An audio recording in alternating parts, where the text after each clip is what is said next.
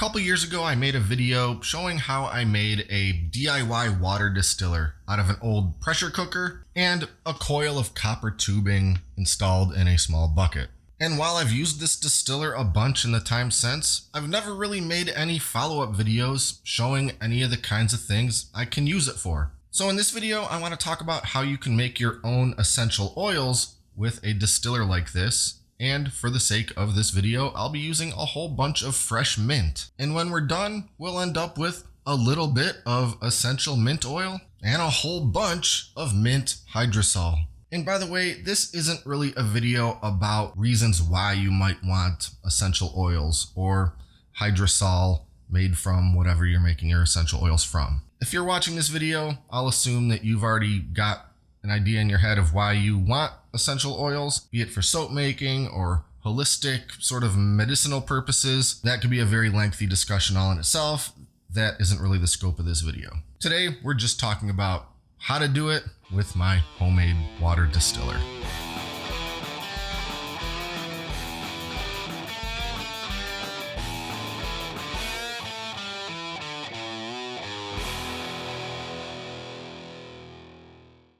Here I'm starting off with a whole bunch of fresh mint. This is 13 ounces or just a little less than 1 pound. And I'm going to just start loading it up into the pressure cooker component of my DIY distiller. I'll pack a good amount of that mint in there, but I don't want it completely jam-packed to the brim, so I'll split my 13 ounces of mint into 2 batches, and that looks just about right to me. Next, I'll fill the cooker up with just enough fresh water to about cover the mint leaves. In my experimentation, this seems like about the best amount of water to use for this method with this equipment. Now to affix the pressure cooker lid in place. And then attach one of my high-temp silicone hoses to the spout in the top of the lid. And as I showed in the build video for this contraption, I replaced the little spout that came with this pressure cooker with one that is a little bit wider so it would work better with the silicone tubing I wanted to use. I'll put a link to that build video in the description below if you want to see how all these various components came together. As for the other end of that hose, it will be connecting to the top of the copper cooling coil that I have situated in my sink. And because I don't want this silicone hose just laying down across my counter below the level of the pressure cooker, I'll run it through the handle of a conveniently placed cupboard door such that the hose arches up before coming back down to the cooling coil. And a quick recap on this cooling coil. Basically, it's just some ordinary copper tubing that I've coiled up and affixed with zip ties to a piece of punched flat bar that I bent into a U-shape and then glued to the bottom of this 2-gallon bucket with epoxy, such that the bottom end of the copper tubing is protruding through a hole drilled in the bucket near the bottom. And since my original video, I've sealed the gap around this hole with some silicone sealant, and now it no longer leaks. Next, I'm going to massively increase the cooling efficiency of my cooling coil by filling the bucket with ice water. Cold water also works perfectly well, but it will need to be cycled out more frequently. Now to attach one more length of silicone tubing to the bottom side of the cooling coil, the other end of which will sit in my collection container, in this case a 1-gallon glass jug. This is where my distilled mint solution will come out. And I'm finally ready to fire this thing up. So I'll turn on the stove to about medium-high.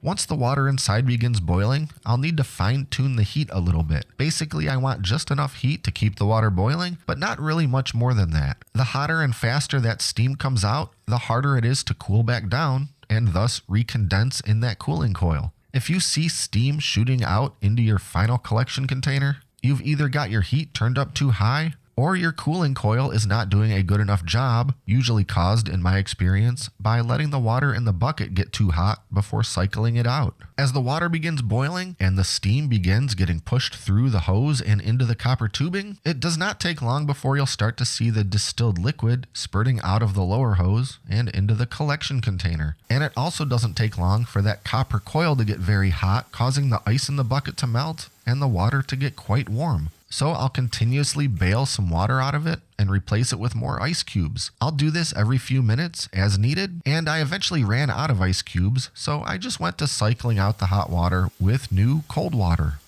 So I'll just keep watching it and cycling out that hot water for more ice cubes and or cold water pretty much until I stop seeing a steady flow of activity in that first silicone hose in the form of steam and vapor moving through it. When that slows or stops, it's a sign that my pressure cooker has pretty well boiled off all its water and I need to turn off the heat or risk scorching that mint. When I pop off the lid, you can see that mint is pretty well cooked to death, but it's done its job as intended, and now I'll just empty it out of there and load up the second batch of leaves.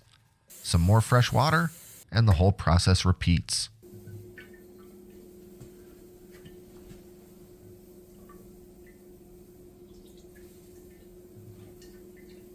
When it's all done, I've got a whole bunch of my distilled mint solution. I'd say almost 2/3 of a gallon. And it may be hard to see on camera, but there's definitely a distinguished oil slick layer sitting on top of the water inside this jug. So now I'll get all the distiller stuff cleaned up, and then we can move on to the oil extraction step. There are various makeshift and DIY ways to separate oil from water, but I happen to have one of these laboratory separating funnels, and this is exactly what this thing is made for. So of course I'll use it. The process is very simple. Pour a bunch of the distilled solution into the top of the separating funnel and let it sit for a while. It's important that your solution is not especially warm or hot. Room temperature or colder is ideal because the oil will separate and sit on top of the water more quickly and in a way that's more visible to the eye. And once I've let it sit for a while and I feel confident that the oil has fully separated and is sitting on top of the water, I'll begin draining. I'll slowly drain all the water out by turning the little valve at the bottom of my separating funnel. And particularly when I'm down to the bottom, I will go very slowly to ensure I'm only draining water and not losing any of the oil. And when the only thing that I can see remaining is the separated oil, I'll put a small amber vial in place and let that bit of oil drain into it. And again, it may be hard to see that oil on camera, and it would seem that in my efforts to zoom in as closely as possible, I completely cropped out the part where I'm draining the oil into that vial, but I'm sure you get the idea. And in the end, I've got some very pure, very potent, essential mint oil. As for the leftover mint-infused water, this is referred to as Hydrosol and has its own variety of uses, and I sure have a bunch of it. So that's about it. It's no secret that it takes a lot of material to end up with a little bit of essential oil. And certainly, if I had a more efficient setup as far as distilling for the sake of essential oil production goes, then yes, I'm sure my yield would have been a little bit higher. They make all manner of store-bought, pre-built oil distilling apparatuses that will probably get you about as best of a yield as you can get, but I've already got this DIY distiller and it cost very little money to make, and I've used it for a bunch of things, whereas of course one of the pre-built essential oil distillers is going to be pretty limited in scope in what you can use it for. So to briefly discuss the results of my mint distillation, I started off with about 13 ounces of mint, and I ended up with 5.34 grams of essential oil. That's about as much as I would have expected to get out of that amount of mint using the method that I'm using. But I also got more than 2/3 of a gallon of the mint hydrosol, which is definitely not nothing. In the future, I may experiment with some various other types of materials with which to make essential oils, but being that it's March right now, I'm pretty limited on the sort of fresh ingredients that I can get in any kind of quantity that I would personally find useful for making essential oils. But I've shown the concept and the process and the end result, so I'd call that a success. So that's about it. Be sure to like and subscribe and stay up to date with all our latest stuff, including future distillation videos. Thanks for watching, and until next time, I'm John, and this is Great Lakes Country.